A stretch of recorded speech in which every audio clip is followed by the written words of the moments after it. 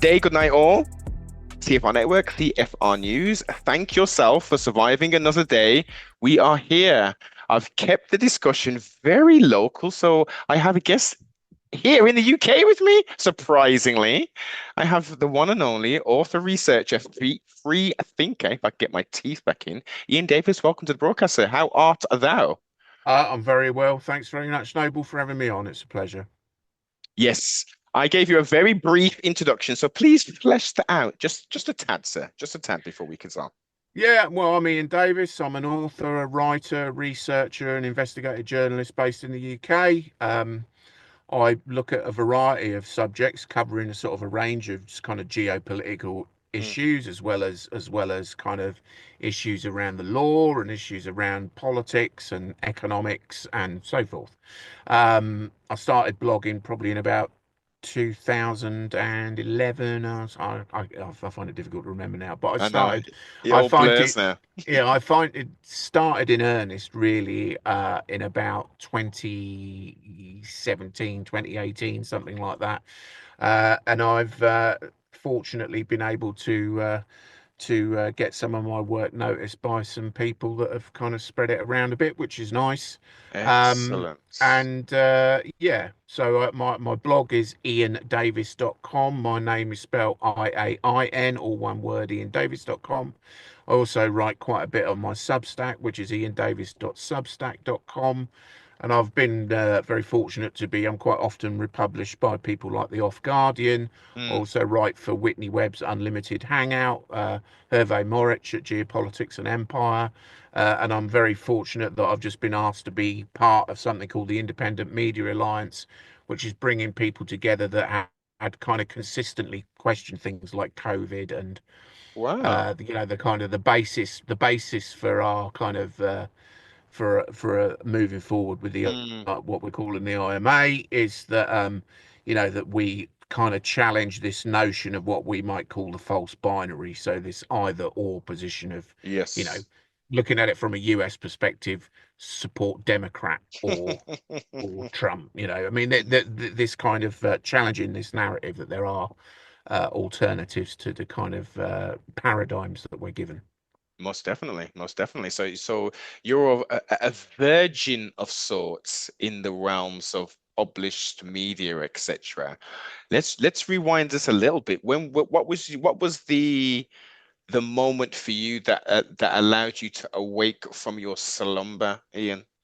Oh, well, yeah. I mean, a lot of people ask me that. I don't think it was a moment. I think it was a process. I Hmm. think that if there's one thing that I can identify, it's my partner said to me, and I think this was probably around 2013, 2014, something like that. So I've always been interested in writing and writing about political issues, and I was quite active in the unions and that kind of thing.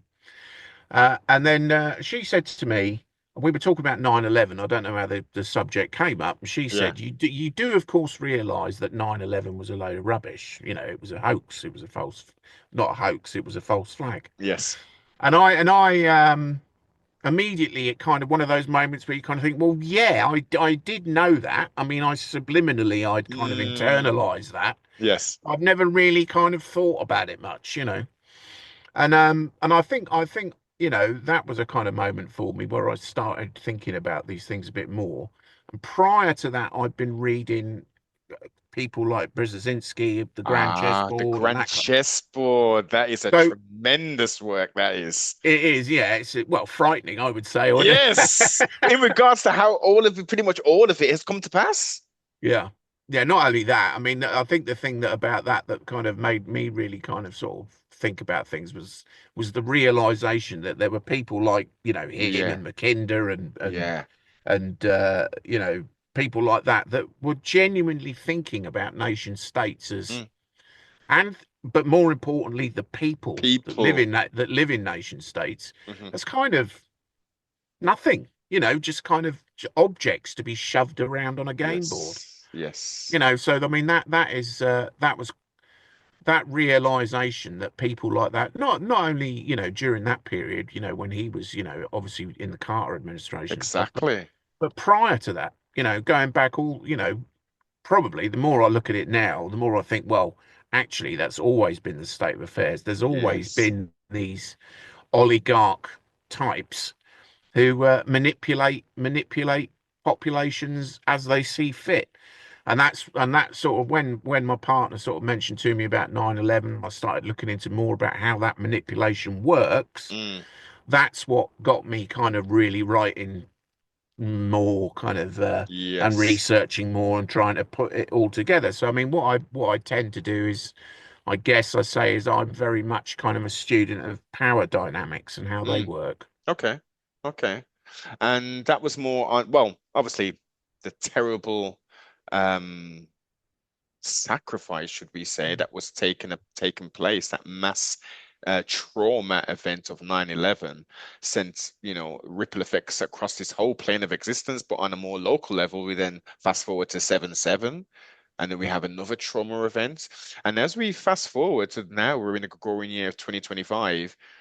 It seems, and you have a little bit more age on me, but going back even so forward now, it's every day there is pretty much a mass event taking place, a very traumatic, multiple traumatic events are being flooded. We're getting totally desensitized. Someone will, I'll have recently did a podcast. I can't remember who it was with, but we was talking about something, and they were mentioning events, and I was so when did that one happen again? Was that, oh, well, mixing it up with this event because there's so many similar events, similar. It's overwhelming to say the least, and it basically overloads the senses for people who are still in their left brain. This is all just news, and it's terrible, and it's horrible. These extremists and these lone people and these incels and all of these labels and boxes that we have to put people into. That's it's soothing because the government's taking care of it for us, Ian. I can't do anything here. I'm just a man, and I've got wife, I've got three children. I'm just about keeping my head afloat. What effects and change can I have? And Yeah, I I don't. mean, I think that is why we are overload. It's funny you should mention this because we had a discussion about this the other day with the Independent Media Alliance. We were talking about predictions for 2025, and I think it was Kit Knightley from the Off Guardian said he was expecting what he called white noise Oh, because I think we are as we head towards 2030, which has clearly been signaled as a kind mm, of agenda turning point, yes. a pivotal point. Uh, then I think we can expect to see an increasing amount of what the World Economic Forum call the polycrisis. So Hmm. this notion of everything collapsing, everything falling apart, which is typified by a relentless barrage of crises. So we have, obviously we have the terrible kind of we are told, I'll rephrase that, we are told about the increased incidence of lone wolf terrorist attacks. Oh God. Like the Southport murders. Yes. We're told about the threats that are coming from the far right, in addition Mhm. to the Islamist extremists. Yes. Then there's the financial crisis, the Mm, breakdown of the debt crisis. yeah. Obviously, you've got the climate crisis. That's Yes. got knock-on effects for a global economic crisis. Of course. We've got the rise, we are told, of new power blocks in forms of the BRICS, and Yes. the increasing kind of and and I'll get to the point, I guess, that all of these things, such as casting China as like the enemy of the I West know. and all this sort of stuff, right? All of these things are fundamentally rubbish. It's just propaganda Yes. primarily. Primarily, I mean, this is not to say that of course we face real threats Hmm. and we face real issues of concern, but they're not the ones that we are familiar with. The ones that we are given by the Yes. mainstream media, which I now call the legacy media, Indeed.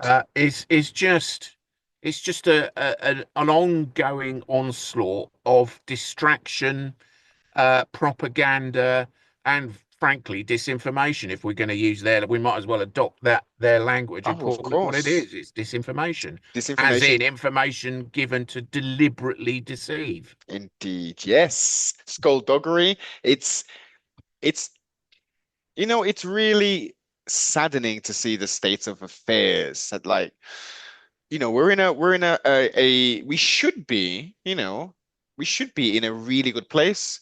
The way how technology is, the wonders of technology. I mean, just think 10 years ago, we wouldn't be able to have this conversation. Zoom, I don't even think Zoom was even around 10 years ago. We have as I say, we have access to so much wonderful good things, but it's the web, it's the facades. So used properly, application, perfect example is you have a knife and fork and you're eating your tea, Ian, and then a burglar breaks into your house and you use the same knife and fork as a means of defense. So it's about the how you apply the tool. And they've given us so many tools. People walk around with a pocket computer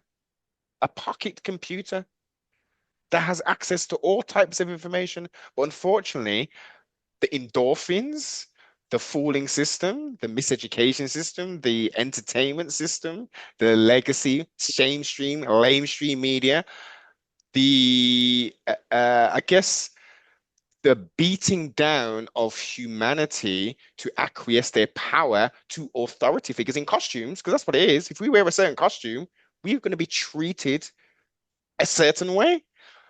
So it's driving everybody down to even the people who are, like they use the term black pilled.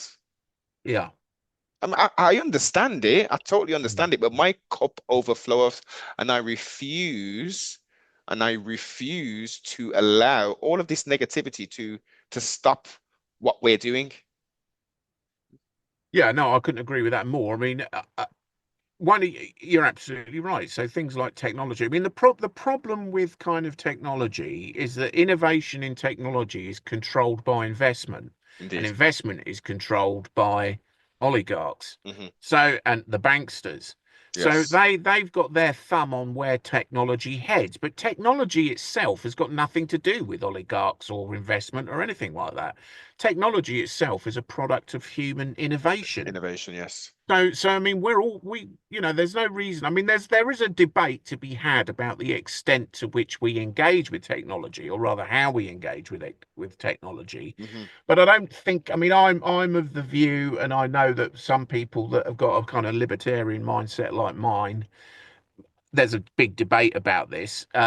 Are not of the view that we should embrace technology. That perhaps the future we should perhaps step back from that.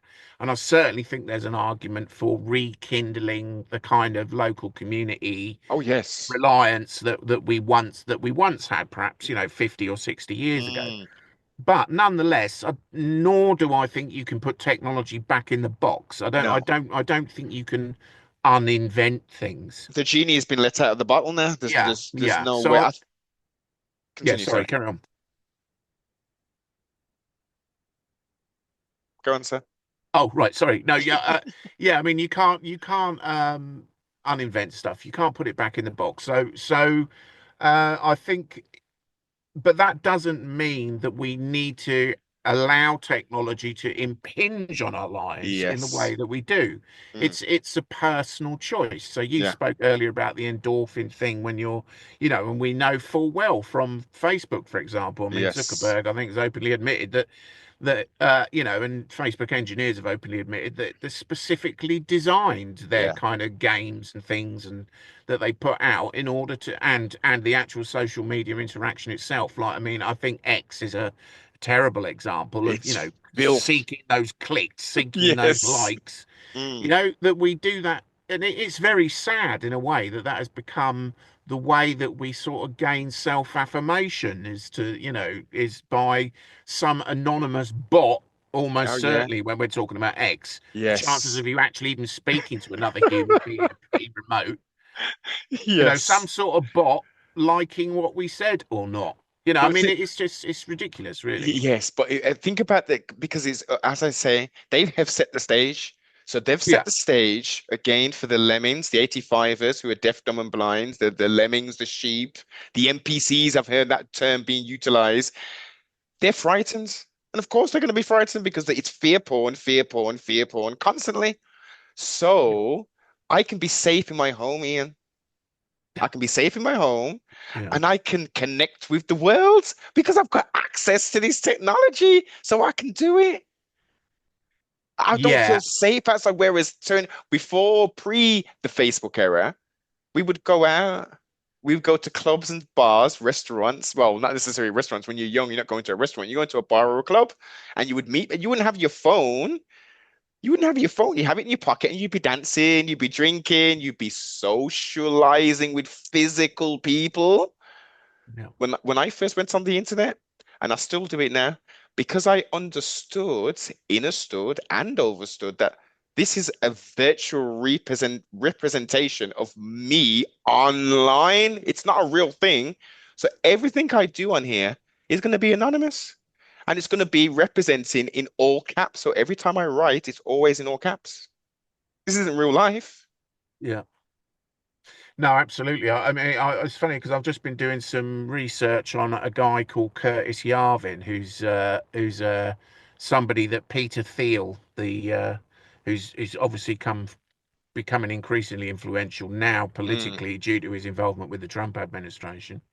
But Thiel is definitely a follower of something called the neo-reactionary movement, which Curtis Yarvin is one of the leading thinkers of that movement. wow. And one of the things that Curtis Yarvin has said is that they were seeking a way to commit genocide without the stigma that goes with committing genocide. Oh.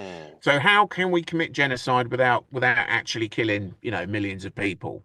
Well, the best way is to put them in a box, to put them in a virtual reality box. If we can do that, then they'll live in this kind of virtual world. And he made the analogy of a bee in its casing, cased in wax. Wow. That you could that the bee is happy in there because it thinks that that's it's fulfilling its function. So the trick is to put people into this virtual reality, which isn't reality, Mm, but keep them entertained. Give them stuff they can like, so that we can effectively count them out of society, hmm.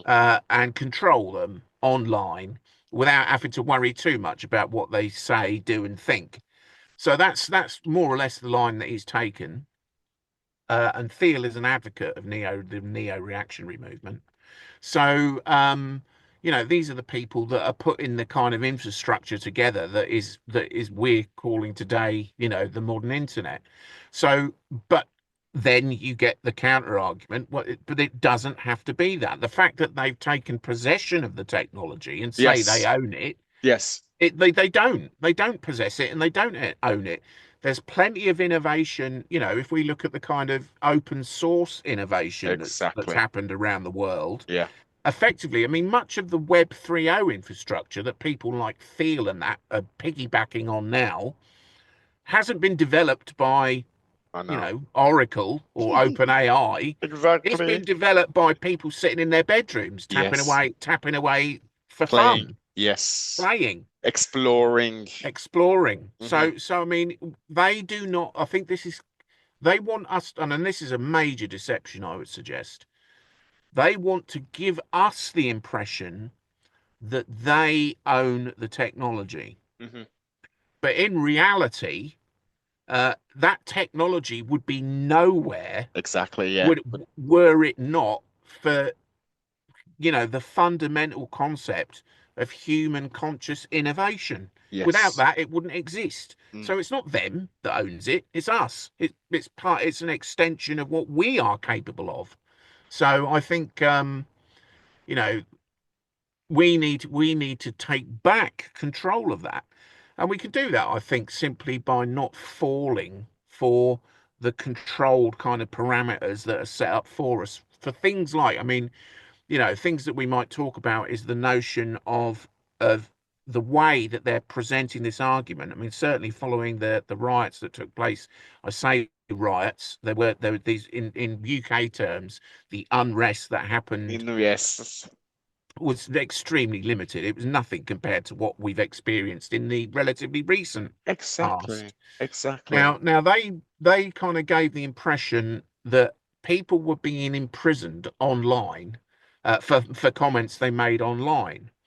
Now, when you look at that more closely, the law to enable that to happen doesn't really exist at the moment. No. Most people were being convicted for uh, offences that were commensurate with the 1986 Public Order Act that was slightly amended to kind of remove the notion of incitement. I think in 2007, amendment was effectively made of that legislation to remove incitement, which used to mean actually causing a real crime through the Yes. things that you've said. So there had to be a crime committed that you caused by something you said for you to be convicted of incitement, Hmm. to encouragement, which means that there doesn't have to be a crime. So it's kind of more like thought crime. Yeah. You said something that might make somebody do something. Yeah. Minority Report springs to mind. Totally, totally. So, but then what they did with the media, and this is the media working in concert with big tech and so forth, and Elon Musk was certainly sticking his oar Oh, into of that, course. trying to give the impression, and Elon Musk has gone around all over the world and, using his X platform, saying that they're locking people up in the UK for questioning the government. Well, they're not, because they can't do that because there's no law that would enable them to do that. Not one. What?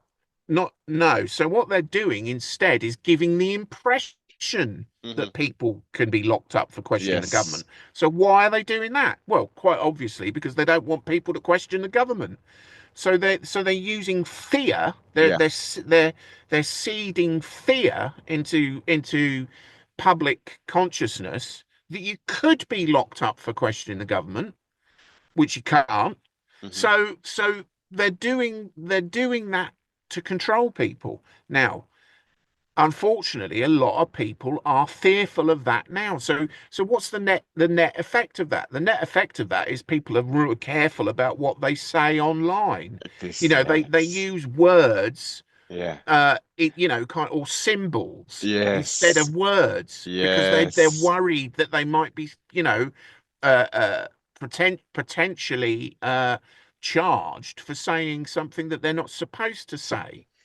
Now, which is so fear they mixed in with neuro-linguistic programming with what they're actually saying. yeah. So the response to that we should give is to stick two fingers up to the system and say Yeah. whatever you like. Yeah.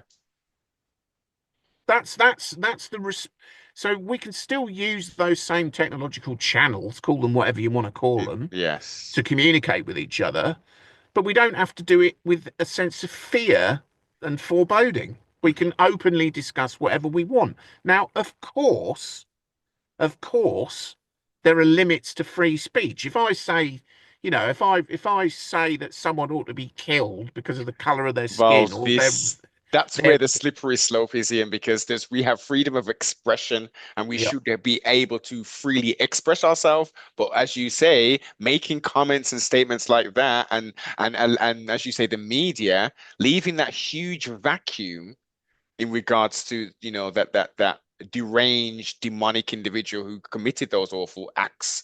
Now we can go into further detail and put tinfoil hats, suits, and trousers on and say, well, could the voice to skull technology be involved with this? Could he have been radicalized via some other kind of NGO mixed with somebody else? Like that stuff, all of this weird stuff that's taking place right now, Ian, it makes no sense. No one in their left brain or in their right brain would think about going out and doing the things that are being done. We had the Nottingham guy in a van driving around, running people over, and then attacking them. And we just turn the pages over and we just do a little bit more research. And they say, "Oh yes, he had it. He was known to us. We had him in our custody and stuff, and he was in this place and he was in that place, and they've got a whole background and everything." So we're thinking you're clearly allowing these dangerous individuals to walk the streets to create these events.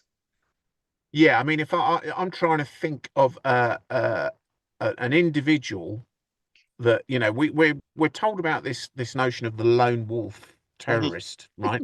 So now, I mean, they're trying to introduce the idea that a terrorist can be radicalized without having any kind of political Yeah, ideology. Well, yeah, what sort of terrorist is that then? exactly. That's just that traditionally we used to call those people nutters or psychopaths, or Yes. if you're you can't be radicalized and have no kind Agenda. of agenda or ideology. Yeah. That's just a crazy person. That's Yeah. not a terrorist. That's a crazy person. Because But there has to be a means to an end. So, I'm doing this because of my brothers and sisters being oppressed here or this yeah, political system. This is what I'm doing as a result. but they have been seeking to expand the definition Yes. of terrorism for decades, Yes. They certainly. decades. Yes. So what they want to apply it to now, and this is, I mean, people like myself have been writing about this for many, many years, is what they want to apply this to now is people that ultimately question the state, Yeah. because the UN, Misogynist, yeah, conspiracy so the theories. misogynist conspiracy theorists, the whole kind of incel thing, all Yeah. all all that, right? It's all, and I think the really interesting thing is that when you look at I mean, one thing that you might ask these people that pontificate about people being radicalized online is ask them, how does that process work? Mm, Explain to hmm me how radicalization online works, because I can absolutely guarantee you, having looked at the research into the subject, that there is no clear pathway to None. radicalization. None. And certainly not any evidence that people become radicalized by watching YouTube videos. I mean, the UN itself has said in its foremost, what it calls the most in-depth research into the radicalization ever published, which it published in 2023, I think.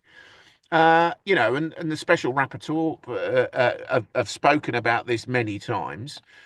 That radicalization is the result of a multiple number of factors that combine in an individual to make them, Mm, what we might call, a violent risk, a danger. Now, the funny thing is that even if you know what those precursors are, it still doesn't necessarily enable you to predict who's going to become violent, because of the millions and millions and hmm millions of people that are exposed to exactly the same, what they call push, pull, and what the push, pull, and personal factors, of the millions of people that are exposed to those exactly the same push, pull, and personal factors, such as disenfranchisement from the political system, Yeah. maybe living in oppression, hmm resentment of the political authority, hmm but then personal factors such as poverty and and Yes. and loss and all those hmm kind of things. Of millions of people share all the same push, pull, and personal factors, but only a tiny handful of those people will turn to violence. Exactly. So even if you understand I know. what we know about the radicalization process, you still can't predict No. who's going to become violent. So Mm, this notion that they can know or they can predict who's going to become violent because they share an attitude or a political belief or a yeah. philosophy that they Yeah. share online, Mm. I cannot stress more. It is abject nonsense. Well, of It's course. complete junk. They don't know. They can't predict these things, and it's just a lie to pretend that they can. Indeed. Indeed. And as human beings and as mankind, we develop and grow, and our physiologies change, and also our mentalities change, our ideas change, our theories change as people. It's